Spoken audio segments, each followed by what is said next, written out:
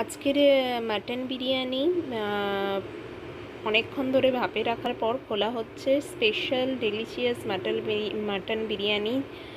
আগে যতবারই হয়েছে বাড়িতে চিকেন বিরিয়ানি হয়েছে, এবারে মাটন বিরিয়ানি। আশা করি খুবই ভালো লাগবে আমাদের। আমার মা পুরো রান্নাটা করেছে, এখনও খুলছে মাটন বিরিয়ানি। দেখুন আপনারা কতটা ডেলিশিয়াস হয়েছে, খুবই সুন্দর হয়েছে, গন্ধও উঠছে। শুধু সুন্দর হয়নি, খেতেও খুব সুন্দর হবে আশা করি। ইনি আমার মা, যিনি পুরো রান্নাটা করলেন। এখন এই মাটন বিরিয়ানিটা পুরোটা বের করে উনি একবার আপনাদেরকে দেখাবেন। ধোঁয়া উঠছে, যেমন সুন্দর গন্ধ উঠছে, সেরকম খুবই মনটা ভালো হয়ে যাচ্ছে ধীরে ধীরে। এমনিতে আজকে মেঘলা ছিল, এই মাটন বিরিয়ানিটা আজকে হয়ে দিনটা খুবই সুন্দর হয়ে উঠেছে।